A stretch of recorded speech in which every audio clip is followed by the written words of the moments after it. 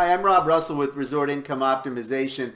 I talk to a lot of boutique resorts and hotels that have a hard time defining value and understanding exactly what it is and then communicating that out to guests in their online channels, right? Especially a guest who has never been to your market or your island and may not know your property firsthand. It's hard to convey value and the fact that you are offering better value than someone else. So we're going to talk about that in this brief training here.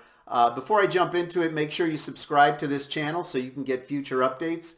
So let's jump into it. So the concept of value is sometimes understood by many, but sometimes not. So value is often defined as the perceived benefit minus the perceived price. McKinsey Consulting, which is a huge global widely respected consulting firm, and many others also define it this way. This is kind of a direct quote from one of their papers, but customer value equals customer perceived benefits minus customer perceived price. So what does that mean for you? So let's use an example here. Hotel A, let's say that the customer has a perceived benefit of $400. This is a beautiful, fabulous hotel, maybe in an expensive market, and I'm going to have a great time there, and the benefits, I'm going to have a beautiful room and great service. So my perceived benefit is that it's worth $400 per night. Now the price might be $350 a night. So that's great. So I'm getting value of $50 in this case, right? Now let's say Hotel B is a little bit different, right?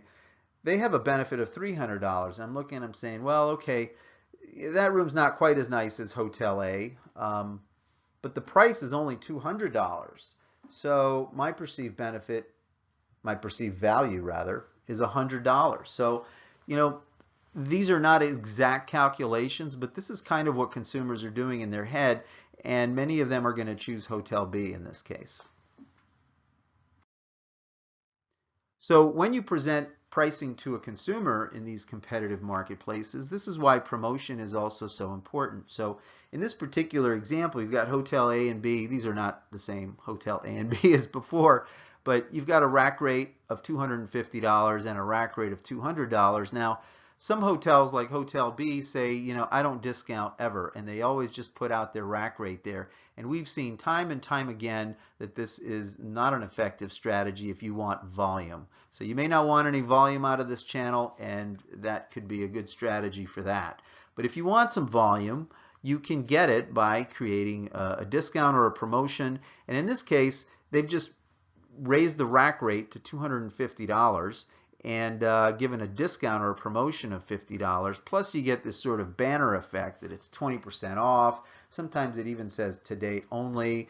And that hotel, Hotel A, is going to get far more volume, but they're going to get the same net revenue of $200. Not net revenue, sorry, but that's the sort of final price to the consumer of $200. So, promotions definitely create a strong visibility, strong awareness. And remember why people are here, right? They're looking for value. They're looking for a deal. They are looking for selection and variety, and they're looking for something special to pick the hotel that they want. So consumers are scrolling and jumping between sites to find value or a special deal. A discount is perceived as more value, right? It's currently at a discount, and it's actually worth more in the past, but now it's discounted. Today only adds urgency, and Hotel A will get the same net revenue but much more volume. Sometimes it's a dramatic difference.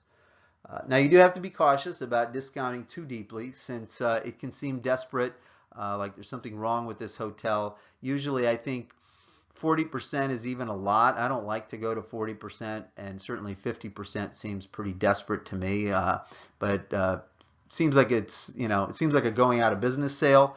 So I certainly would raise the rack rate and then discount. If you have to go deep, raise your rack rate and provide a bigger discount. But going over 30-35%, I think, starts to kind of hurt your brand a little bit. But it depends on your market, depends on seasonality and many other factors. So hopefully that was helpful in defining value for yourself and for your guests, and it should translate into more bookings if you do this on a regular basis. So stay tuned for more episodes, and again, subscribe to this channel if you want to get more of this free training. Thanks a lot.